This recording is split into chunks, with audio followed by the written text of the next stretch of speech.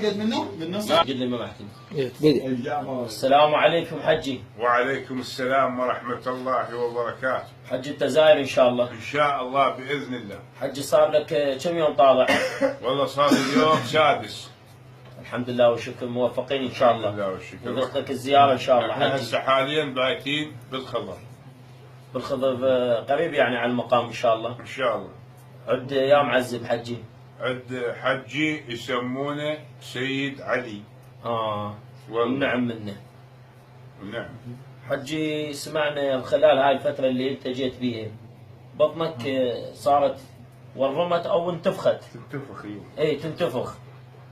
تنتفخ. إيه. لها اسباب او شنو صار وياك يعني؟ يعني هذا السبب اللي صار عندك الانتفاخ شنو؟ والله أحد الأيام سويت عملية، فالظاهر يعني العملية ما نجحت. العملية وين قمتها؟ بيا مستشفى؟ عملتها بمستشفى التعليمي بالبصرة. بالبصرة. اي. جناح خاص للجراحة. نعم. فمن سوى لي عملية خذيت لي 4 أشهر معدتي ما سلمت دوم، ما طابت شلع. اخذ شكل الهم مليح ماكو، ما تفيد واذا مدفوخه ومن تريع هيس واحد يحكي من بقي من حلقي. اي من تريع مثل هيس واحد يشحن خذوني والسونار دبوا بوكسيات ببطني عرق. فهمت؟ رحت للسونار شافوا سواده داخل، قالوا عندك شيء اسود داخل وشيء يلمع. السونار الثاني قال لي عندك فرد شيء اسود وشيء يلمع. المهم لميتني كم فلس من احد الناس الخيره وطلعت للهند. قاموا علي فحوصات 8 ايام 750 دكتور.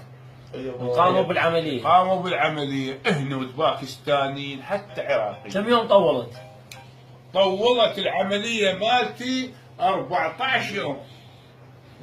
14 يوم. 14 شنو يوم. اللي اخر شيء اللي لقوه؟ فتحوا بطني من نام اخوي، فتحوا بطني من نام، فتحوها ايش لقوا داخل بالعمليه مال العراقيين؟ ناسين مضمد، وناسين شوربايه، وناسين مقصاف، وناسين مخدرات، وناسين حتى قنينه هاي مال الهواء مال الاكسجين. هاي السودة تشوفونها يا مشاهدينا الكرام، هاي السودة تطلع بالسونار طلع مضمد اسود افريقي. حج النوب من شالوها؟ شالوها طبي.